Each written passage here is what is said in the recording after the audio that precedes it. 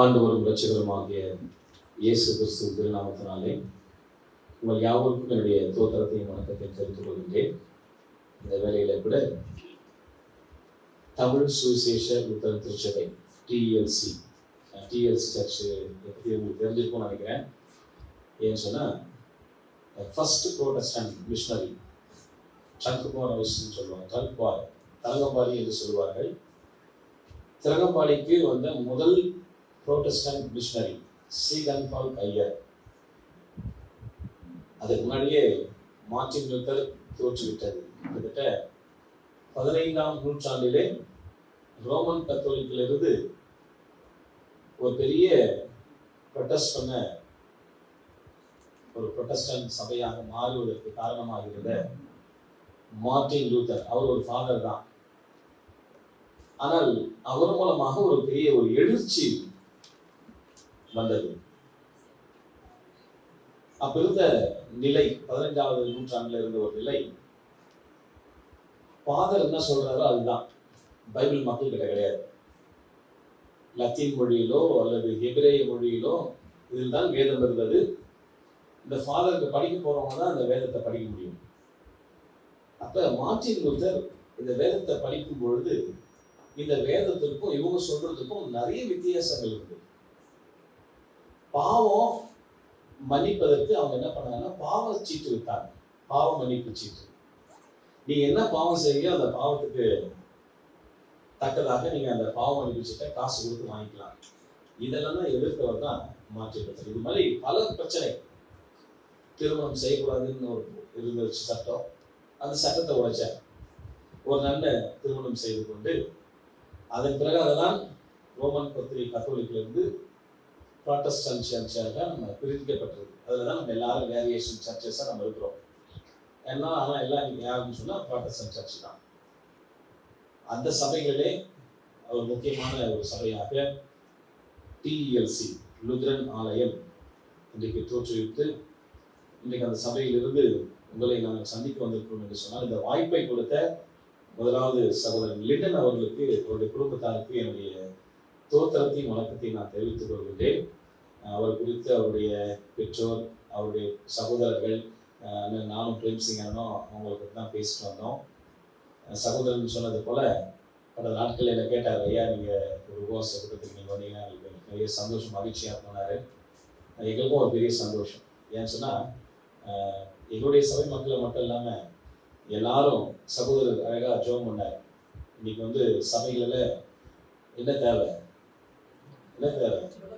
ஐக்கியம். ஜெபம் எல்லாருமே ஜோம் பண்ணிட்டு இருக்கோம். இந்த ஃபெலோஷிப், ஐக்கியம் ரொம்ப அவசியம் அப்படின்னு சொன்னாரு. நம்ம எல்லாம் ஒரே இடத்துல தான், ஒரே கடவுளை தான் வணங்குறோம் இல்லையா?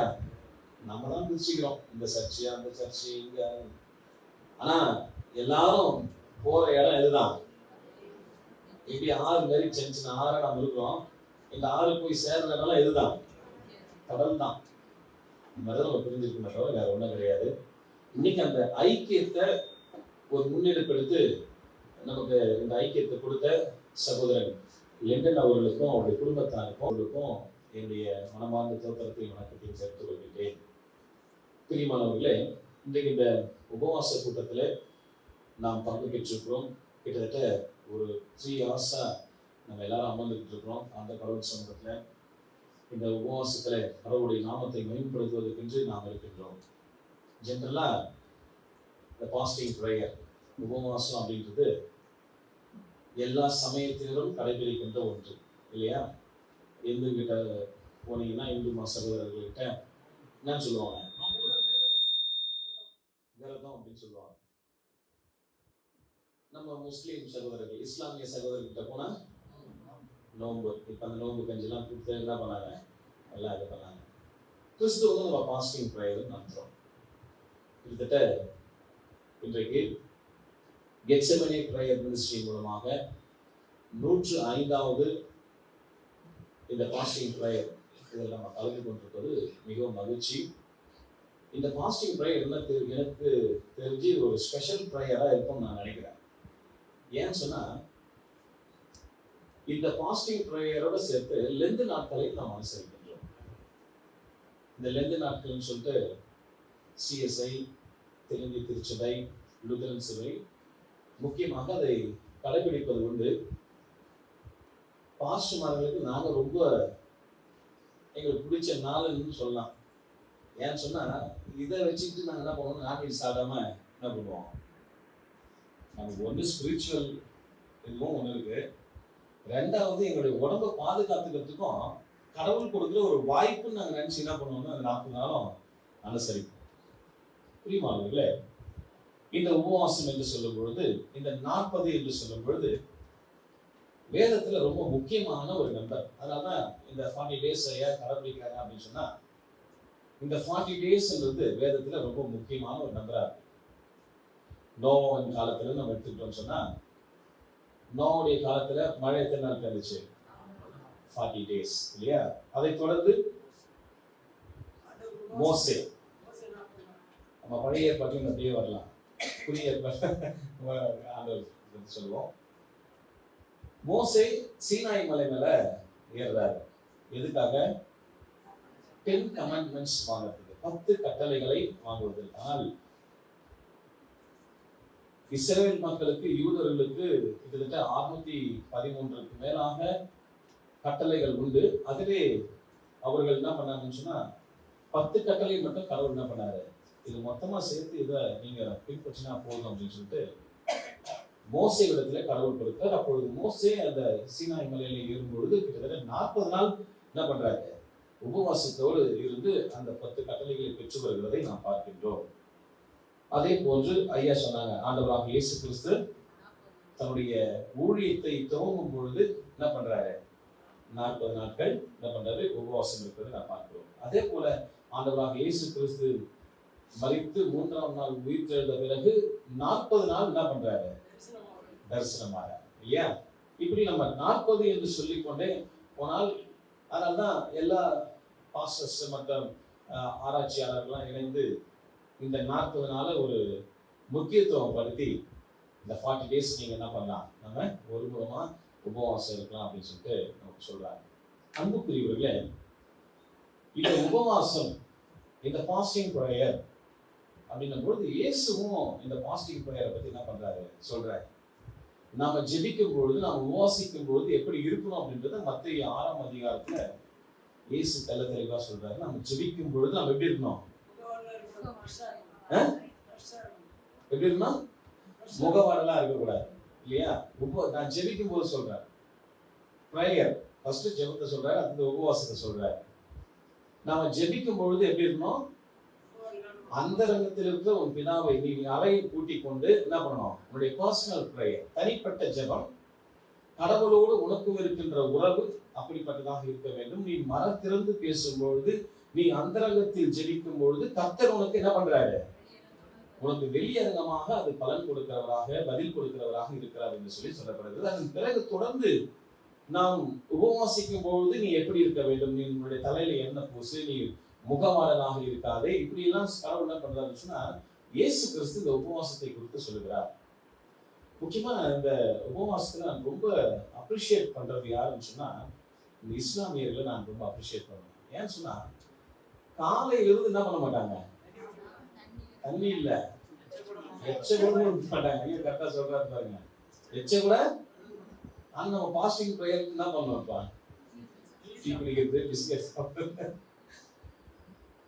பாருங்க பிரியமானவர்களே, இந்த முழு நாளும் உபவாசம்னா இதுதான். பாதி நாள், ஹாஃப் டே, இதெல்லாம் என்ன பொறுத்தவரையும் ஆமா அப்படிதான் பண்ணிட்டு இருக்கோம். பட் என்னன்னா காலையில 6 மணி டு சாயந்தரம் 6 மணி, 12 hours, இதுதான் பாஸ்டிங், இதுதான் உபவாசம். இந்த உபவாசம் சாதாரண ஒரு விஷயம் கிடையாது. இந்த உபவாசம் என்பது நம்மை நாமே வருத்தி கொள்வது.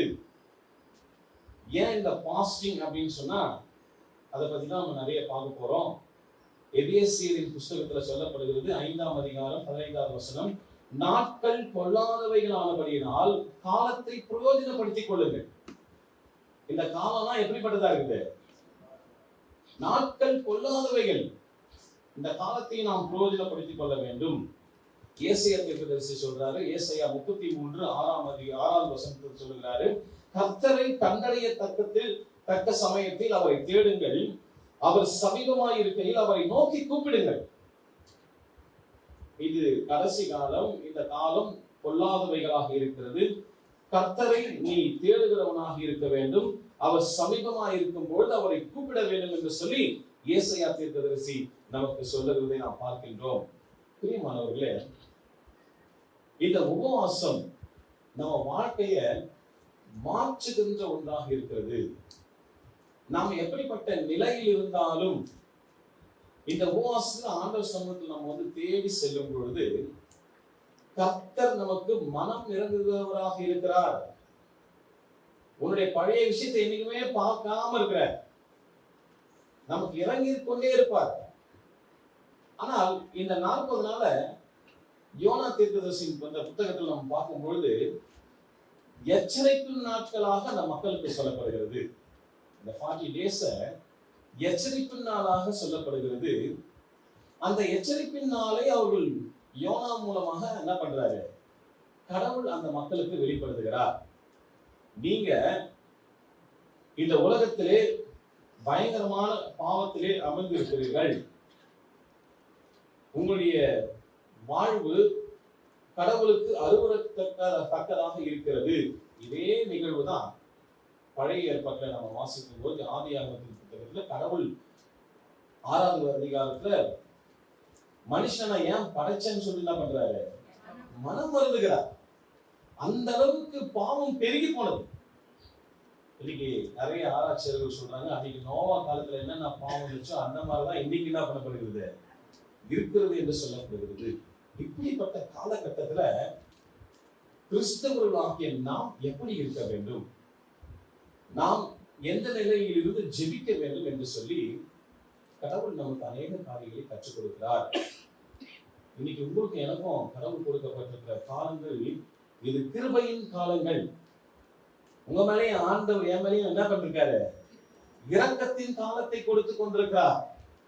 இந்த கிருபையின் காலத்தையும் இரக்கத்தின் காலத்தையும் இன்னைக்கு கொடுக்கப்படுகிற வாய்ப்பையும் நாம் தவறவிடாதபடி எச்சரிக்கையா இருந்து மனமாற்றம் அடைந்து அவருடைய பிள்ளைகளாக நாம் சுவிசேஷத்தை சொல்வதற்கு நம்மை அர்ப்பணிக்க வேண்டும். ஒரு சின்ன ஸ்டோரி நான் சொல்றேன்.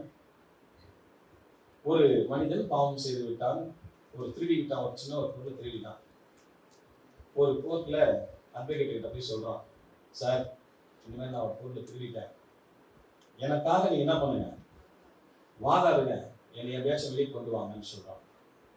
சரிப்பா, கண்டிப்பா உன்னை என்ன பண்றேன், ஏதோ சின்ன தப்பு செய்தேன், இனிமேல் எதுவும் தப்பெல்லாம் செய்யாத, உனக்காக நான் வாதாடி என்ன பண்றவங்க என்னை வெளியே கொண்டு வரேன் அப்படின்னு சொன்னாங்க. அதே போல அந்த மனிதனுக்காக வாதாடினார். இவன் தப்பு செஞ்சு வந்தான், வாதாடி அவன் என்ன பண்ணாரு, அந்த வாதாட்டத்தில் ஜெயிச்சு அவனை கோர்ட்ல இருந்து வெளியே இருந்து ரிலீஸ் பண்றாரு. அவனுக்கு ரொம்ப சந்தோஷம். சார் ரொம்ப நன்றி சார். அவர் சொல்றாரு, இந்த அட்வொகேட் சொல்ற, தம்பி இனிமேல் என்ன பண்ணாங்க, தப்பு செய்யாது, இனிமேல் நீ போ, ஒழுங்காரு அப்படின்னு சொல்றாரு. காலகட்டங்கள் உருண்டு ஓடுகிறது. ஒரு 10-15 வருஷத்துல அதே மனுஷன் ஒரு பயங்கரமான பாவம் செய்து ஒரு கொலையை செஞ்சுட்டான்னு வச்சுங்களேன். பெரிய பாவத்தை செஞ்சுட்டு கோர்ட்டுக்கு வந்து நிற்கிறான். அந்த கோர்ட்டில் நிற்கும் பொழுது ஜட்ஜை பார்க்கணும், அவனுக்கு ஒரு பெரிய சந்தோஷம். ஏற்கனவே இவனுக்காக வாதாடின அட்வொகேட் தான் யாரை உட்காந்துருக்காரு, ஜட்ஜை உட்காந்துருக்காரு. இவனுக்கு ஒரே ஹாப்பி, சந்தோஷம். பரவாயில்ல, நமக்காக வாதாடின அட்வொகேட் இன்னைக்கு ஜட்ஜா உட்காந்துருக்காரு, கண்டிப்பா என்ன பண்ணுவாரு, காப்பாத்திடுவாருன்னு நினைச்சான். ஆனா அவன் நினைச்சது போல என்ன பண்ணல ஜட்ஜு, அவனுக்கு தண்டனையை கொடுத்தாரான். அவன் என்ன செய்தாலும் தம்பி, அப்போ எல்லாம் முடிஞ்ச பிறகு அவன் ஜட்ஜ் வெளியே வரும்போது கேட்டான், ஐயா எனக்காக நீங்க 10 வருஷத்துக்கு முன்னாடி வாதாடினீங்க, நீங்க எனக்காக பேசுனீங்க, ஆனா இன்னைக்கு ஜட்ஜா இருக்கீங்க, எனக்காக என்ன பண்ணிருக்கலாம், நீங்க பேசிருக்கலாமே. அப்ப அந்த அட்வொகேட் சொன்னான், ஜட்ஜு சொன்னாரான், நான் அப்ப அட்வொகேட்டா இருந்தேன், உனக்காக நான் என்ன பண்ணேன், வாதாடினேன். நானும் இப்ப என்னவா இருக்கிறேன், ஜட்ஜா இருக்கிறேன், நீதி அரசரா இருக்கிறேன். அப்ப நான் என்னதான் பண்ணி ஆகணும், நீதியை தான் சொல்லணும். பிரியமானவர்களே, இன்றைக்கும் கடவுள் ஆண்டவராக இயேசு கிறிஸ்து உங்களுக்காக எனக்காக எப்படிதான் இருக்கிறாரு, அட்வொகேட்டா இருக்கிறார். உங்களுக்காக எனக்காகவும் இரக்கம் வைத்து பேசிக் கொண்டிருக்கிறார். பரிசுத்த ஆவியானவர் உங்களோடு இருக்கிறார். பரிசுத்த ஆவியானவர் நம்ம செய்யற ஒவ்வொரு தவறுகளையும் உணர்த்தி கொண்டே இருக்கிறார். இன்னைக்கு இது எச்சரிப்பு நாட்களாக இந்த உபவாச நாட்களை நாம் புரிந்து கொள்ள வேண்டும். இதுல நம்ம என்ன பண்ணணும்? மனம் மாற வேண்டும். அதுதான் ஆண்டவர் உங்ககிட்ட எதிர்பார்க்கிறார். பிரியமானவர்களே, யோவேலின் புத்தகம் ரொம்ப அழகா, யோவேலின் புத்தகத்துல இந்த உபவாசத்தை குறித்து அவர் எழுதுகிறார். மக்கள் எல்லாம் பாவம் செய்து கடவுளை விட்டு தூரமா போற அந்த மக்களுக்கு தான் யோவேல் எச்சரிப்பின் வார்த்தையாக இந்த வார்த்தையை சொல்லுகின்றார். யோவேல் 1ஆம் அதிகாரம் 13, 14, 15, 16 இத்தனை வசனங்களும் நாம வாசிச்சோம் சொன்னா அழகா இங்க சொல்லப்படுகிறது. வாசிங்க. ஒருத்தர், ஆசாரியர்களே ரெட்டுடுத்தி புலம்புங்கள், பலிபீடத்தின் பணிவிடக்காரரே அலறுங்கள், என் தேவனுடைய தொண்டரே நீங்கள் உள்ளே பிரவேசித்து ரெட்டெடுத்தவர்களாய் தங்குங்கள், உன் தேவனுடைய ஆலயத்தில் போஜன பலியும் பான பலியும் செலுத்தப்படாமல் நிறுத்தப்பட்டது. பரிசுத்த உபவாச நாளை நியமிங்கள், விசேஷித்த ஆசரிப்பை கூறுங்கள், மூப்பரையும் தேசத்தின் எல்லா குடிகளையும் உங்கள் தேவனாகிய கர்த்தரின் ஆலயத்தில் கூடி வர செய்து கர்த்தரை நோக்கி கூப்பிடுங்கள். அந்த நாளின் நிமித்தம் ஐயோ, கர்த்தருடைய நாள் சமீபமாய் இருக்கிறது. அது சங்காரம் போல சர்வ வல்லவர்களுக்கு வருகிறது. பிரியமானவர்களே, யோவேலின் புத்தகத்துல எவ்வளவு அழகா சொல்றாங்க. அடுத்து 2ஆம் அதிகாரத்திலேயே அதே வார்த்தைகளை மறுபடியும் ரிப்பீட் பண்ற மாதிரி அந்த வார்த்தையை சொல்றாரு. 12ஆம் அதிகாரம், அந்த 2ஆம் அதிகாரத்துல 12வது வசனமும் 13, 14, 15, 16 இந்த 4 வசனம் அதே போல ஒரு முக்கியமான வசனமாக இருக்கின்றது. வாசிங்க பார்க்கலாம். ஆதலால் நீங்கள் இப்பொழுதே உபவாசத்தோடும் அழுகையோடும் புலம்பலோடும் உங்கள் முழு இருதயத்தோடும் என்னிடத்தில் திரும்புங்கள் என்று கர்த்தர் சொல்லுகிறார். நீங்கள் உங்கள் வஸ்திரங்களை அல்ல, உங்கள் இருதயங்களை கிழித்து உங்கள் தேவனாகிய கர்த்தரிடத்தில் திரும்புங்கள். அவர் இரக்கமும் மன உருக்கமும் நீடிய சாந்தமும் மிகுந்த கிருபையும் உள்ளவர். அவர் தீங்குக்கு மனஸ்தாபப்படுகிறவருமாய் இருக்கிறார். தொடர்ந்து வாசிங்க. ஒருவேளை திரும்பி மனஸ்தாபப்படப்பட்டு உங்கள் தேவனாகிய கர்த்தருக்கு போஜன பலிகளையும் பான பலிகளையும் செலுத்துகிறதுக்கான ஆசீர்வாதத்தை தந்தருடுவார். ஒருவேளை உங்க மேல என்ன பண்ணுவாரு? நீங்க தயவா அவர் சமூகத்துல இந்த எச்சரிப்பின் வார்த்தையை கேட்டு நீங்க உபவாசித்து உங்களுடைய வஸ்திரங்களை அல்ல, உங்களுடைய இருதயங்களை கிழித்து என்ன பண்ணுங்க? அவர் சமூகத்துல அமருங்க. ஒருவேளை அவர் உங்க மேல இரக்கம் பண்ணலாம், இரக்கம் பாராட்டலாம். இன்னைக்கு நாம் ஆண்டவர் சமூகத்திலே இரக்கம் பாராட்டுகிறவர்களாக இருக்க வேண்டும். இன்னைக்கு நமக்கு எல்லா தேவ மனுஷர்களும் சொல்ற ஒரு வார்த்தை, இந்த உபவாசம் நமக்கு கற்றுக் கொடுக்கின்ற ஒரு காரியம் என்ன என்று சொன்னால், ரோமன் கத்தோலிக்க சபைகளில என்ன பண்ணுவாங்கன்னு சொன்னா, குருத்தோலைகளிலே சிலுவை செய்வார்கள். பார்த்திருக்கீங்களா? போன வருஷம் செய்த சிலுவையை இந்த வருஷம் அந்த ஆஷ் வெட்னஸ்டேன்னு சொல்லிட்டு கொண்டாடுவாங்க. அந்த சாம்பல் புதன் அன்று அந்த சிலுவையை என்ன பண்ணுவாங்கன்னு சொன்னா எரித்து அதை தங்களுடைய நெற்றிகளிலே பூசிக்கொள்வார்கள். இந்த சாம்பல் எதை குறிக்கிறது? சாம்பல் எதெல்லாம் குறிக்குது? ஒன்னும் இல்லை, எரிஞ்சு போச்சு, நத்திங். என்ன மாதிரிதான் உன் இருதயத்தை நீ என்ன பண்ணணும்? ஆண்டவர் சமூகத்தில் உபவாசமா வரும்பொழுது நான் ஒன்றும் இல்லை, நானு ஒன்னும் இல்லை, ஐ எம் நத்திங். ஆண்டவருடைய பார்வையில் நீங்கள் நான் யாரும் இல்லை, ஒன்றும் கிடையாது. மனுஷங்கிட்ட நம்ம எப்படி வேணா பெருமை பேசிக் கொள்ளலாம். நான் இப்படி, என்னுடைய பணம் இப்படி, நான் இப்படிப்பட்ட வாழ்க்கை வாழ்கிறேன், என்னுடைய குடும்பம் ஜெமித்தார், இப்படி எல்லாத்தையும் சொல்லிட்டே போயிருக்கலாம். ஆனால் கடவுள் உங்களிடத்திலும் என்னிடத்திலும் எதிர்பார்க்கின்ற ஒரு காரியம் தாழ்மை. கிறிஸ்தவர்களுக்கு முக்கியமாக இருக்கக்கூடிய ஒரு காரியம் எது என்று சொன்னால் அது தாழ்மை. உன்னுடைய வெளியரங்கமான துணிகரமான பாவத்தை நீ எல்லாவற்றையும் தூரம் அதை வைத்துவிட்டு எச்சரிப்பின் வார்த்தையை நீ கேட்டு அதற்கு மனம் திரும்பி ஆண்டவர் சமூகத்திற்கு வர வேண்டும். யோனா கிட்ட கடவுளை தான் சொல்ற, நீ போ, நீ நினிவே பட்டணத்துக்கு போயிட்டு அந்த மக்கள் மிகவும் பயங்கரமான பாவம், துணிகரமான பாவம். அதான் தாவீது பாடும்போது சொல்றாரு, நான் துணிகரமான பாவம் செய்ததுக்கு என்ன பண்ணாது சாமி, என்னை இது பண்ணாதீங்க, அந்த பாவத்தை நான் செய்யக்கூடாது. துணிகரமான பாவம் எதுன்னு சொன்னா, வேதம் சொல்லுகிற எத்தனை பாவங்கள் என்னென்ன சொல்லுதோ அதெல்லாம் நம்ம தெரிந்தே செய்வோம் என்று சொன்னார். வேதத்தை படிச்சுட்டே நாம இதை செய்வோம்னு சொன்னா அதுதான் என்னது, துணிகரமான பாவம். துணிகரமான பாவத்துக்கு கடவுள் என்ன பண்ண மாட்டாரு, இறங்கவே மாட்டார். அவர் இரக்கத்தை நீ பெற்றுக்கொள்ளவே முடியாது. ஆண்டவர் அதுதான் சொல்றாரு, உன்னுடைய உபவாசம் அது மனம் திரும்புதலின் அடையாளமாக இருக்கிறது. கடவுளுக்கு நெருங்கி வருவதற்கான ஒரு வாய்ப்பாக இந்த உபவாசம் இருக்கிறது. இந்த உபவாசத்தின் பொழுது உன்னை வெறுமைப்படுத்திக் கொள்ள வேண்டும். உன்னை ஆண்டவர் சமூகத்திலே தன்னை தாழ்த்திக் கொள்ள வேண்டும். நீ பாஸ்டிங் பிரேயர்ல உபவாசத்தில் நீ தாழ்த்தும் பொழுது, உன்னை வெறுமைப்படுத்தும் பொழுது, வெறும் வெறுமை அல்ல, ஆண்டவர் சொல்றார், உன்னுடைய வஸ்திரங்களை இல்லை, உன் இருதயத்தை கிழித்து வரட்டக்கூடாது. அப்படின்னு என்ன அர்த்தம்? எல்லாத்தையும் இந்த இருதயத்துல வச்சுக்க கூடாது. இந்த இருதயத்துல எல்லாத்தையும் வச்சுக்கிட்டு சாமி நீங்க வாங்கன்னு சொன்னா ஆண்டவர் வருவாரா? எக்ஸாம்பிள், ஒரு பக்கத்துலயே ஒரு சேக்காடா இருக்குது, அது பக்கத்துலயே ஒரு தட்டை போட்டு ஐயா நீங்க சாப்பிடுங்க சாப்பாடு போட்டா ஒரு மனுஷன் சாப்பிட முடியுமா?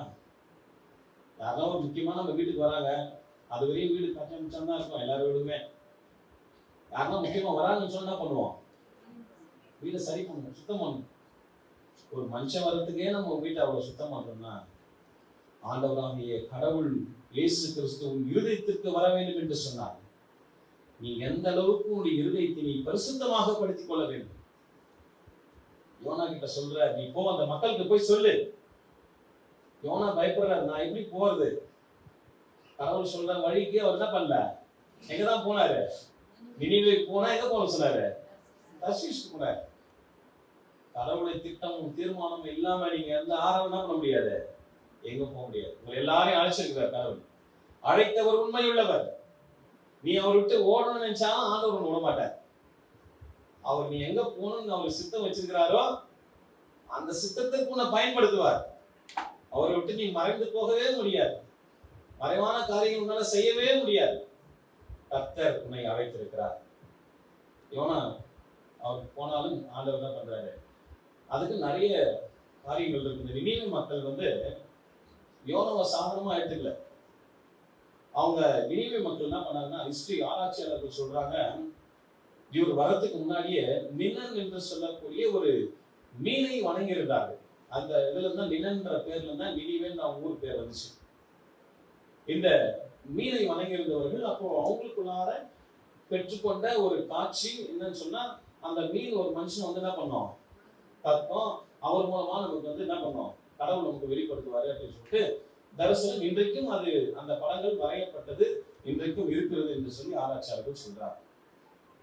அதன் பிறகுதான் யோனா அதே மாதிரி என்ன பண்றாரு, மீன்ல இருந்து அவர் அந்த மீன் தப்பி அவர் ஆண்டவரை பற்றி சொல்றாரு. நீங்க இப்படிப்பட்ட பாவத்துல இருக்கிறீங்கன்னு சொன்ன உடனே அந்த மக்கள் பாருங்க, கடவுள் ஏன் இரக்கம் வைக்கிறார் என்று சொன்னால், நீ மனம் திரும்பும் பொழுது, உன்னுடைய பாவம் உணரும் பொழுது. இன்னைக்கு நம்ம என்ன பண்றோம் தெரியுமா, அசால்ட்டா. ஒருத்தர் சொல்றாரு, மற்றவங்களுடைய பாவங்களை நாம் சுட்டி காட்டுவதிலே நாம் சிறந்த ஜட்ஜா இருக்கோம். மற்றவங்களை பத்தி உங்களை சொல்லுங்கன்னு சொன்னா நீங்க என்ன பண்ணுவீங்க, ரொம்ப பெருமையா சொல்லிப்பீங்க. ஆனா மத்தவங்களை பத்தி, ஐயா சிஸ்டர் இவங்களை பத்தி கொஞ்சம் சொல்லுங்க, ஒன்னா போதும் 1 hour நம்ம சொல்லுவோம், ஒரு இதுவே கொடுத்துருவோம். பிரியமானவர்களே, தற்பரிசோதனை செய்கிற ஒரு இடம் தான் இந்த உபவாசம், பாஸ்டிங் பிரேயர். உங்களை நீங்களே சரிபரிந்துக் கொள்ளுவதற்கான, உங்களுடைய இருதயத்தை கடவுள் சமூகத்திலே தங்களை அர்ப்பணிப்பதற்கான, உங்களையே தங்களை தாழ்த்துவதற்கான ஒரு நாட்கள் தான் இந்த உபவாச நாட்கள் என்று சொல்லி நமக்கு சொல்லப்படுகின்றது. சங்கீதக்காரன் சொல்லுகிறார், சங்கீதம் 51 சங்கீதம் 17 சொல்லுகிறது, தேவனுக்கு கேட்கும் பலிகள் நொறுங்குன்ற ஆவிதான், தேவனே, நொறுங்குண்டதும் நறுங்குண்டதுமான இருதயத்தை நீ புறக்கணியீர். நீ நொறுங்குண்டு நறுங்குண்டும் இருதயத்தை ஆண்ட சமூகத்தை ஒப்பு கொடுத்து கண்ணீரோடு நீ ஆண்ட சமூகத்துல அமர்வன்னு சொன்னா கர்த்தர் உன் ஜெபத்தை கேட்கிறவரா இருக்க. முழு இருதயத்தோடு நீ அர்ப்பணித்து அவர் சமூகத்துக்கு வரும் பொழுது கடவுள் உன்னுடைய ஜெபத்தை கேட்கிறார். பிரியமானவர்களே,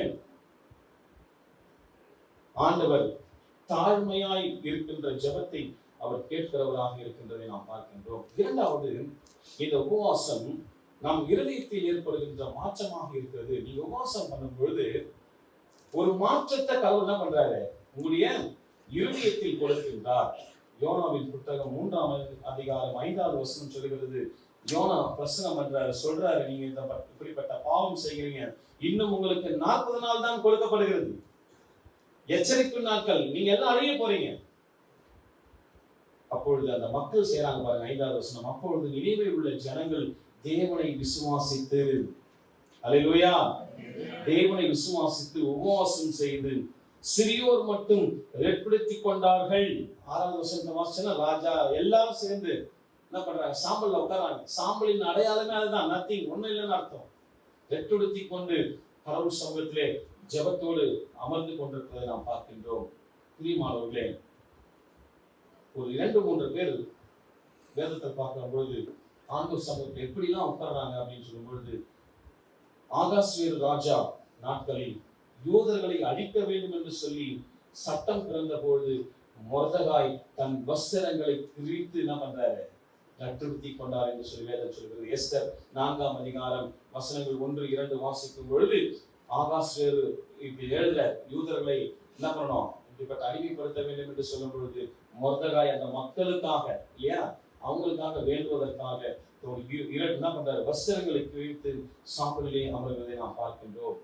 அதே போல அப்சலோமின் சகோதரியாகிய தாமார் மிகுந்த துக்கம் அடைந்தவளாய் தன் மேல் சாம்பலை போட்டுக்கொண்டு தான் தரித்திருந்த பலவர்ண வஸ்திரத்தை கிழித்து தன் கையை தன் தலைமேல் வைத்து சத்தமிட்டு அழுது கொண்டு போனாள். 2 சாமுவேலின் புத்தகம் 13ஆம் அதிகாரம் 19வது வசனம். அதே போன்று யோபு தன் பிள்ளைகள் அனைவரின் மரணத்தையும், இல்லையா, யோபுக்கு வந்த சோதனை எல்லாம் நமக்கு தான் வந்தா நம்மலாம் ஓடிடுவோம், கிறிஸ்துவே வேணாம்னு சொல்லிட்டு போயிடும்.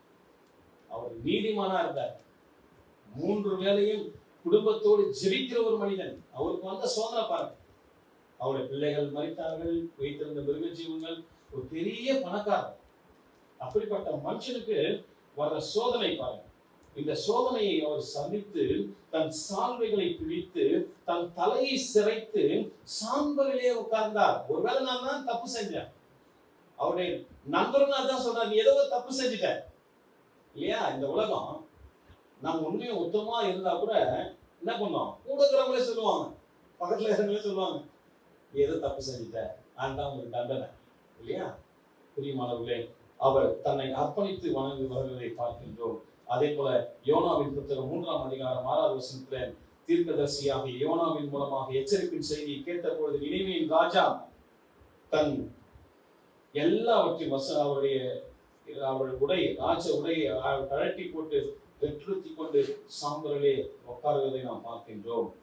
பிரியமானவர்களே, உங்கள் இருதயத்தில் ஏற்படும் மாற்றம், நீங்க ஆண்டவர் சமூகத்துல இந்த உபவாசத்துல உங்கள் இருதயத்தில் ஏற்படும் மாற்றம் ஆண்டவருடைய இருதயத்திலும் ஏற்படுமா மாற்றம்?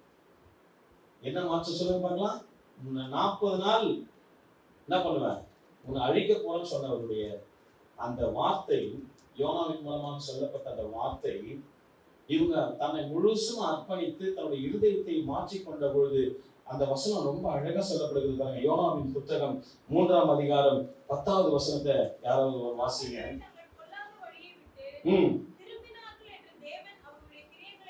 அவங்க பொல்லாத வழியை விட்டு அவங்க திரும்பினார்கள் என்று சொல்லி கர்த்தர் பார்த்து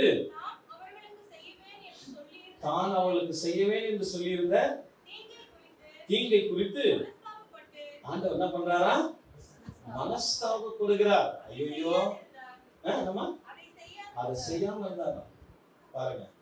உபவாசம் என்னெல்லாம் செய்து பாருங்க.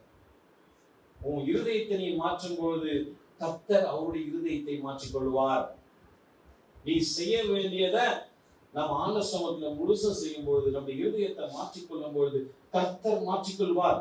இதே ஒரு செய்தியை தான் 2-3 வாரங்களுக்கு முன்பாக நான் பார்த்தேன்.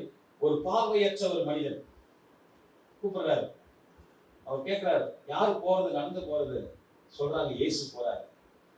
உடனே தாவீதின் குமாரன் இயேசு போகிறார் என்று சொல்லும் பொழுது அவன் உரத்த சத்தமாய் கூப்பிடுகிறான், தாவீதின் குமாரனே, எனக்கு இறங்கும், எனக்கு இறங்கு சாமி. கர்த்தரையும் தாவீதின் குமாரனே எனக்கு இறங்கும் என்று சொல்லி கத்துகிறான். அவன் கூப்பிடும் போது தடைகள் வருது. நாம ஜெபம் பண்ணா கூட என்ன பண்ணோம்? தடைகள் வரும், சோதனை வரும். இன்னைக்கு கூட இந்த உபவாச கூட்டத்துக்கு கிளம்பும் போதுதான் பல சோதனை நடுவுறப்பட்டு சர்ச்சை இதெல்லாம் இருக்கேன், நீங்க கண்டிப்பா அங்க போய் ஆகணும், இல்ல இந்த உபவாச கூட்டத்துக்கு நாங்க போய் ஆகணும், வேற ஒரு பாஸ்டர் நீங்க நாங்க அனுப்புறோம்னு சொல்லிட்டு அவர் அனுப்பிட்டு நாங்க இருப்பாங்க. ஏன்னு சொன்னா நமக்கு தடைகள் பல வரும். நீங்க ஆண்டவரை சேரும் போது, கடவுளை விசுவாசிக்கும் பொழுது, அவர் சமூகத்தில் நீங்க அர்ப்பணிக்கும் பொழுது எல்லாரும் ஆசீர்வாதம் பெறுவாங்க. அதெல்லாம் இல்லை, ஆசீர்வாதம் வரும். ஆபிரகாமும் ஆசீர்வாதத்தை பெற்றுக்கொண்டார். கடவுள் சுதந்திரித்த வாக்கை பெற்றுக்கொண்டார். சும்மாவை பெற்றுட்டாரு. எத்தனை சோதனை, எத்தனை கஷ்டங்கள், எத்தனை பாடுகள். சும்மா எதுவுமே வந்துடாது. தங்கத்தை போலதான். தங்கம் மண்ணில் இருக்கும். அந்த மண்ணை நல்லா இது பண்ணி அதை நெருப்புல போட்டு அதை உருக்கி, அதனால அதுதான் நமக்கு என்ன பண்ணுது, அதுதான் நம்ம அணிகலனா போடுது. சும்மா சாதாரணமா நம்ம கிட்ட தங்கம் வரல. இந்த தாவீதின் குமாரனே என்று சொல்லி இந்த மனிதன் கூப்பிடும் பொழுது, உரத்த சத்தமாய் கூப்பிடும் பொழுது கர்த்தர் நம்முடைய ஜெபத்தை கேட்கிறார். போனவர், நடந்து போறவர் அப்படியே நிக்கிறார் பாருங்க. நீ விசுவாசமா ஜெபம் பண்ணும் போது, நீ உபவாசித்து கடவுளை நோக்கி கூப்பிடும் பொழுது கர்த்தருடைய அந்த இருதயத்தை மாற்ற பண்ணும் கர்த்தர் அப்படியே நிற்பார். திரும்பி வருவார். என் பிள்ளை கூப்பிடுறான், என் மகன் என்னை அழைக்கிறான், நான் போனேன். இன்னைக்கு நாம் நம்முடைய ஜெபம் நம்முடைய இருதயத்தை மாற்றக்கூடியதாக இருக்கிறதா? இல்ல நம்ம உபவாசம் ஏதோ கடமைக்காக நம்ம செஞ்சுட்டு இருக்கோமா? மாசம் மாசம் வைக்கிறாங்க, நாங்களும் போறோம், உட்காரோம், நாங்களும் இருந்துட்டு வரோம். முழு இருதயத்தோடு உன் இருதயத்தை கிழித்து கொடு என்று சொல்லி கர்த்தர் சொல்றார். உன் வஸ்திரங்களை அல்ல. இந்த 3 பேரை சொன்னோம். இவங்கெல்லாம் வஸ்திரத்தை கிழிச்சாங்க, மனம் வருதுனாங்க, இருதயத்தையும் தான் கிழிச்சு கொடுத்தாங்க. இன்னைக்கு இந்த உபவாச கூட்டத்தில் நீங்க எத்தனை பேர் நம்ம ஆண்டவர் சமூகத்துல நம்மை உடைத்திருக்கிறோம்? இன்னைக்கு ஆண்டவர் சமூகத்தில் நம்மை வெறுமையாக்கி இருக்கிறோம். இந்த உபவாசத்தின் அர்த்தம் என்ன? பிரியமானவர்களே, இந்த உபவாசம் நம்முடைய வாழ்விலே அது பெரிய மாற்றத்தை கொடுக்கின்றது. நம்ம வாழ்க்கையில மட்டும் இல்ல, கடவுள் எடுக்கின்ற டிசிஷனும் மாறும். அவர் என்ன பண்றாரு? அவர் சொன்னதை கேட்டு, என் பிள்ளை இப்படிப்பட்ட மகளா இருக்காரு, இப்படிப்பட்ட மகளை அவங்கள போய் நான் என்ன பண்ணேன், அழிக்கிறதுக்கு சித்தம் பண்ணாரு. மனஸ்தாபப்பட்டார். கடவுள் பாருங்க, சாதாரண கடவுள் இல்ல, நம்ம அதிகமா நேசிக்கிறவர். அவர் நேசிக்கிறதுனால தான் தன்னுடைய குமாரனையே இந்த உலகத்துக்கு கொடுத்தார். சாதாரணமா கொடுத்துட முடியுமா? சொல்லலாம், சாமி உங்களுக்கு நான் எல்லாத்தையும் தரேன் சாமி, ஏதோ ஒன்று சொல்லிட்டு போலாம். ஆனா செய்ய முடியாது. ஆனால் செய்கிற ஒருவர் அவர் கடவுள். அவர் தான் நீங்கள் நானும் உயிருள்ள தேவனை, மாறாத கர்த்தரை வாக்கு கொடுத்தால் அந்த வாக்கை மாறாதவரை தான் நீங்கள் நான் என்ன பண்ணிட்டு இருக்கிறோம், வணங்கி கொண்டிருக்கிறோம். சிலுவை சுமந்தவராய் ஒரு அழகான பாட்டு சொல்லப்பட்டிருக்கிறது. அந்த சிந்தையை தான், இயேசுவில் இருக்கிற சிந்தை தான் உங்களில் இருக்க கடவுள். பவுல் அதான் சொல்றார். இன்னைக்கு இயேசு கிறிஸ்துவுடைய சிந்தை தான் உங்களிடத்திலும் என்னிடத்திலும் ஆண்டவர் தான் பண்றாரு, எதிர்பார்க்கின்றார். ஒரு அழகான ஒரு பாடல் ஒன்று நான் பார்த்தேன். அதுல உங்களுக்கு எல்லாருக்கும் தெரியுமா தெரியல, ஒரே ஒரு சங்கத்தை மட்டும் நம்ம அதை பார்க்கலாம். சிலுவை சுமந்தவராய் சீஷராகவோ சிந்தை வாழ்விலும் தாழ்மை தரிப்போம் என்ற பாடலை ஒரு சங்கத்தை நம்ம பாடுவோம்.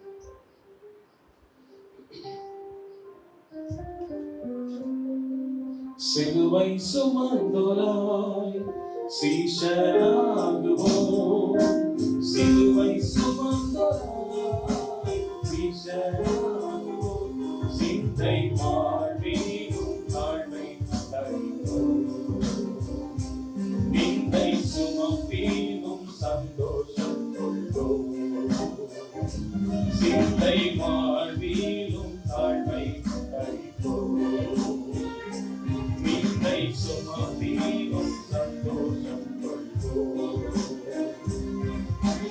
இயேசு தாங்குவார், அவரே சுமப்பார், ஒரு போதும்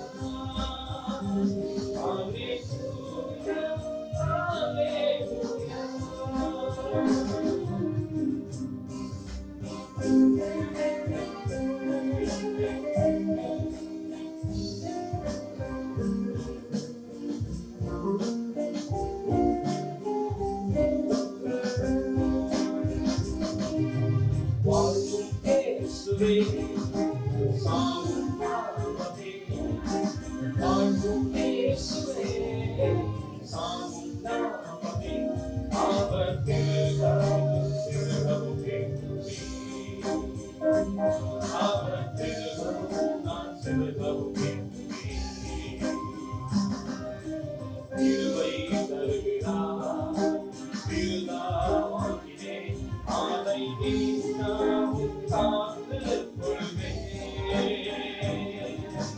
கிருபை தருகிறார் திருநாமத்திலே அதை நீங்காமல் காத்துக் கொள்வேன். அல்லேலூயா அல்லேலூயா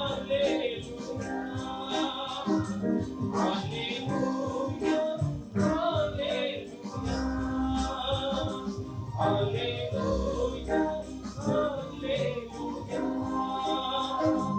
அல்லேலூயா அல்லேலூயா பிரியமானவர்களே, இந்த உபவாசம் என்பது நம்மை தாழ்த்துவது. இந்த உபவாசம் என்பது நம்முடைய இருதயத்தில் ஏற்படுகின்ற ஒரு மாற்றம். இந்த உபவாசம் கடவுளை தேடுகின்ற ஒரு வாய்ப்பு. இன்னைக்கு உங்களுக்கு எனக்கும் கடவுள் என்ன பண்றாரு? இந்த உலகத்துல எல்லாரையும் அழைச்சிருக்கிறார். அழைத்தவர்கள் அநேகர். நம்மளாம் யாரு? தெரிந்து கொள்ளப்பட்டவர்கள். உலக பிரகாரமா இன்னைக்கு எல்லாம் ஓடலாம். ஆண்டவர் உங்களை தெரிந்து கொண்டிருக்கிறார். இங்க வரணும்ன்றது அவருடைய சித்தம், அவருடைய தீர்மானம். அவருடைய சித்தத்திலே, அவருடைய தீர்மானத்திலே நான் ஒண்ணு இல்ல சாமி, நமக்கு கஷ்டம் வரும்போது, சோதனை வரும்போது, அவரை நீங்க தேடும் பொழுது கர்த்தர் உங்களுக்கு ஜெயத்தை கொடுப்பார். மோசே சொல்றார், இக்கட்டான சூழல்ல யாத்ராகமத்தின் புத்தகம் 14ஆம் அதிகாரம் 13-14 வசனத்தை வாசிக்கும் பொழுது இஸ்ரவேல் மக்கள் சோர்ந்து போய் விடுகிறார்கள். ரெட் சி, அவங்களுக்கு முன்னாடி சிவந்த சமுத்திரம் உண்டு. பார்வோன் எல்லாரும் என்ன பண்றாங்க? பின்னாடி துரத்திட்டு வராங்க. பார்வோன் சேனைகள் துரத்தி வருகிறது. முன்னாடி ரெட் சி. அந்த மக்கள் சொல்றாங்க, எங்களை இங்க சாவடிக்கிறதுக்கு என்ன பண்ணுவீங்க? எங்களை கொண்டு வந்த வனாந்தரத்திலேயே எங்களுக்கு நாங்க நாங்க அங்க புல்லும் பூண்டும் சாப்பிட்டு இருப்போமே. ஆண்டவர் சொல்றாரு, மோசே மூலமா சொல்றாரு, இந்த யுத்தம் கர்த்தருடையது, நீங்கள் சும்மா இருப்பீர்கள், கர்த்தர் உங்களுக்காக யுத்தம் செய்வார். பிரியமானவர்களே, நம்முடைய தேவைகளை அறிந்த கடவுள், நீங்க ஜெபிக்கும் பொழுது உங்களுடைய ஜெபம் என்ன என்று சொல்லி அவருக்கு தெரியும். நீங்க தேடும் பொழுது அவரை கண்டடைவீர்கள் என்று சொல்லி நமக்கு வேதம் சொல்லுகிறது. யோசாபாத் அவருடைய வாழ்விலே 2 நாளாகமத்தின் புத்தகம் 20ஆம் அதிகாரம் 3வது வசனத்தை வாசிக்கும் பொழுது, அம்மோன் புத்திரர் இஸ்ரவேல் மக்களுக்கு விரோதமாக எழும்பி வந்தார்கள். எல்லாரும் எழும்பி அவன் என்ன பண்றான்? பக்கத்துல இருக்கிற ராஜாவை கூப்பிட்டு வந்து இஸ்ரவேல் ஜனத்தை முழுசுங்க என்ன பண்ணணும்? அவர்களை கொண்டு போட வேண்டும் என்று சொல்லி நினைத்தான். அப்ப இந்த யோசாபாத் என்ன செய்தார் தெரியுங்களா? போய் மனுஷனை தேடல. ஐயோ என்ன செய்வேன்னு சொல்லி எனக்கு தெரியலையே. நான் பக்கத்துல இவங்க ஒரு 10 ராஜாவை கூப்பிட்டா நான் ஒரு 10 ராஜாவை கூப்பிடணுமே. மனுஷனாகி நாம் அப்படிதானே யோசிப்போம். யாருன்னா ஒருத்தர் என்ன பண்ணுவோம்? நமக்கு பிரச்சனை கொடுக்க வராங்கன்னு சொன்னா பக்கத்துல இருக்கிறவங்களை கூப்பிடுவோம். இந்த பிரச்சனை வருது வாங்க அப்படின்னு சொல்லுவோம். ஆனா யோசாபாத் என்ன செஞ்சார் தெரியுங்களா? கர்த்தரை உதவிக்காக அழைத்தார். எப்படி அழைச்சார் பாருங்க, வேதத்தில் வாசிங்க. சரி, நான் சுருக்கமா சொல்லி முடிச்சிடறேன். 2 நாளாகமத்தின் புத்தகம் என்ன பண்றாருன்னு சொன்னா, அந்த 1ஆவது வசனத்திலே நீங்க தொடர்ந்து வாசிங்கன்னு சொன்னா, தேசத்தில் என்ன பண்றாரு இந்த ராஜா? அந்த மக்களுக்கு சொல்றாரு, நீ கத்திய புடி, நீ அதை செய்ய இதை செய்யலாம் சொல்ல, நீ என்ன பண்ண? உபவாசம் இரு. அந்த சொல்லி என்ன பண்ண? ஜபத்தோடு உபவாசம் இரு. நீ பாடு துதி. இல்லையா? கடவுள் சமூகத்துல நீ துதி என்று சொல்லுகிறார். பிரியமானவர்களே, இன்று நாம் ஆண்டவர் இந்த உலகத்துல நாம் போராடும் போது கர்த்தர் நமக்கு உதவி செய்கிறவராக அவர் இருக்கின்றதை நாம் பார்க்கின்றோம். பிரியமானவர்களே, 4வது காரியம், இந்த உபவாசம் இரக்கம் பாராட்டுகின்ற ஒன்று. இன்னைக்கு நம்ம நிறைய பேர் சர்ச்சஸ் எல்லாம் பாத்தீங்கன்னா இந்த 40 நாள் உபவாசம் இருந்தாங்கன்னு சொன்னா என்ன பண்ணுவாங்கன்னா, சுயம் விருப்ப உண்டியல் சொன்னா பண்ணுவாங்க. நாங்க பூ வைக்க மாட்டோம், நான்வெஜ் சாப்பிட மாட்டோம், இது எல்லாத்தையும் என்ன பண்ணாங்க? உண்டியல போட்டு நாளைக்கே வைப்பான். கடவுள் அதான் சொல்றாரு, பலிகளை அல்ல, கடவுள் எதை விரும்புறாரு? இரக்கத்தையே விரும்புகிறேன். நீ கொடுக்கிற பலி இதெல்லாம் நான் படைச்சது, என்னுடையது. இதை நான் என்ன பண்ணல, நான் விரும்பல. ஏசாயா தீர்க்கதரிசியின் புத்தகம் 58ஆம் அதிகாரம், நான் சீக்கிரம் சுருக்கமா முடிச்சிடுறேன், நமக்கு கொடுத்த டைம் ஒன்றுதான். 58ஆம் அதிகாரம் வசனங்கள் 6-7 வசனத்தை வாசிங்க. நாம உபவாசம் இருக்கணும்னா நம்ம என்ன செய்யணும்? அக்கிரமங்களின் கட்டுகளை அவிழ்க்கிறதும், நுகத்தடியின் பிழைகளை நெகிழ்கிறதும், நெருக்கப்பட்டவர்களை விடுதலையாக்குகிறதும், சகல நுகத்தடிகளையும் உடைத்து போடுகிறதையும். பாருங்க, பசி உள்ளவனுக்கு என்ன பண்ணலாம்? ஆகாரத்தை கொடுக்கணும். இதெல்லவா போது அவன் சொல்ல தொடர்ந்து வாசிங்க. துரத்துண்ட சிறுமையானவர்களை சேர்த்துக் கொள்வதும், வஸ்திரம் இல்லாதவனை கண்டா வஸ்திரங்களை கொடுப்பதும். எது உகந்த உபவாசம்? நம்ம செய்யறோம் அந்த உபவாசத்தை. எது உகந்த உபவாசம்? நீ சொல்ற அந்த ரெண்டு அதிக வசனத்துல தான். இதெல்லாம் நம்ம செய்யலன்னு சொன்னா நாம செய்யற உபவாசம் இல்லைன்னு அர்த்தம் இல்லையா? உண்மைதானே? நான் சொல்ல வேதம் சொல்லு, பைபிள் சொல்லுது. பிரியமானவர்களே, நாம் மற்றவர்களை ஆண்டவருடைய வசனம் சொல்லுகிறது. மத்தேயு சுவிசேஷம் 6ஆம் அதிகாரம் 20ஆம் வசனம் சொல்லுகிறது, பரலோகத்தில் உங்கள் பொக்கிஷங்களை சேர்த்து வையுங்கள். இந்த உலகத்துல என்ன சேர்த்து வச்சாலும் என்ன பண்ணுவாங்க? பூச்சி அரைச்சி போயிடும். ஒன்னும் நீ எடுத்துட்டு போக முடியாது. நத்திங். ஒன்னும் நீ கொண்டு போக முடியாது. எவ்வளவுதான் நீ சம்பாதிச்சு வச்சாலும் சரி, கோடி கோடியே வச்சிருந்தாலும் சரி, கடைசியா நமக்கு எவ்வளவுதான் இடம் சொல்லுவாங்க, அவ்வளவுதான். அதுக்கு இப்ப எங்களுக்கு கல்லறையில இடம் இல்லாம போயிடுச்சு.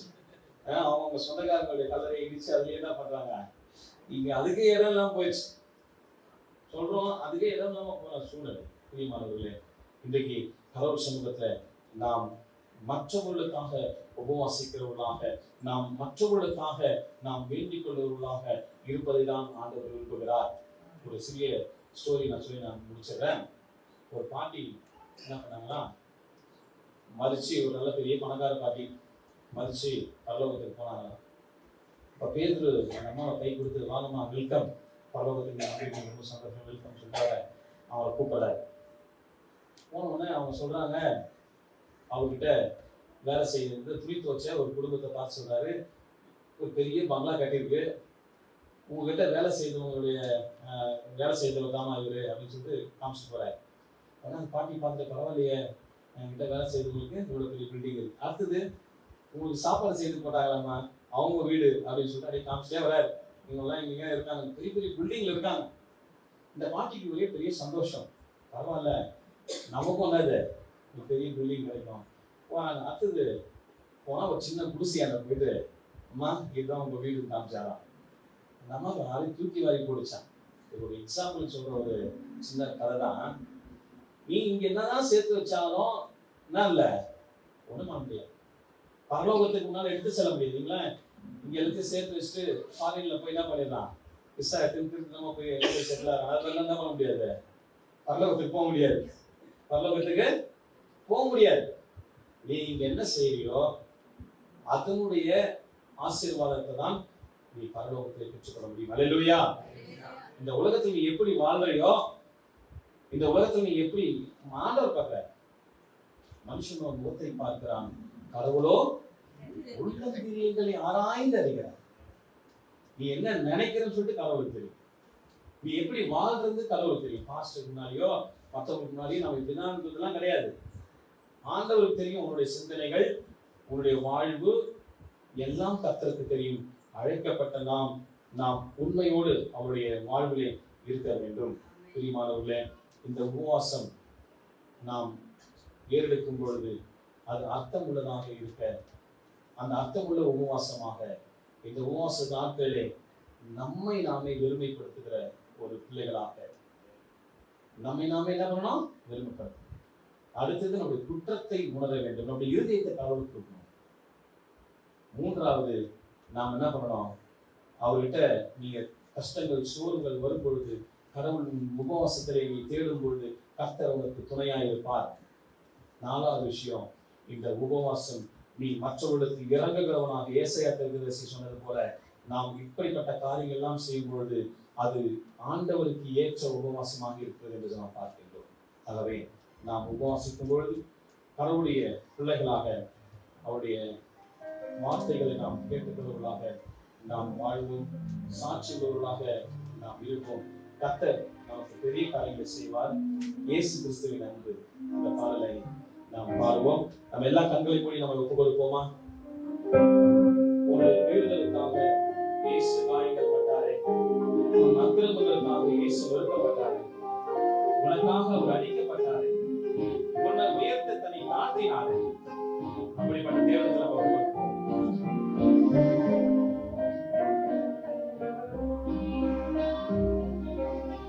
இயேசு கிறிஸ்துவின் அன்பு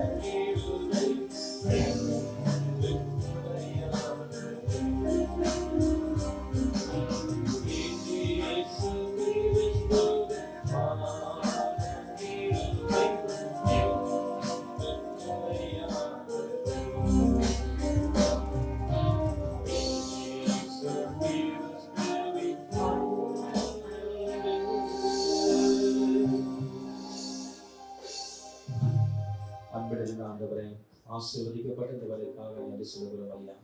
உடைய திருவார்த்தைகளை கேட்ட நாங்கள், உபவாசத்தை குறித்து நாங்கள் கேட்ட வார்த்தைகள், எங்களுடைய உபவாசம் எப்படிப்பட்டதாக இருக்கிறது சுவாமி? நீர் ஏற்கும் விசுவாசம், உபவாசம் எங்களுடைய வாழ்க்கையை நாங்கள் பெற்றுக்கொள்கிறோமா? அதை நாங்கள் உண்மை முத்துவமோடு இந்த உபவாசத்தை நாங்கள் இப்படி சமூகத்தில் வெளிப்படுத்துகிறோமா? எங்களுடைய வசனங்களை அல்ல, எங்களுடைய இருதயங்களை கிழித்து உடைய சமூகத்தால் அர்ப்பணிக்க இயேசு கட்டளையிட்ட அந்த கட்டளைகளை நாங்கள் பெற்று அநேகருக்கு சாட்சிகளாக அந்த வாழ எங்களை பயன்படுத்த சுவாமி. நாங்கள் களிமண் சுவாமி, நீர் குயவன். களிமண்ணாக்கி எங்களை நீர் வளையும். நீர் என்ன வளையம் சித்த கொண்டிருக்கிறோமோ அதன்படி நாங்கள் எங்களை ஒப்புக் கொடுக்கிறோம் ஐயா.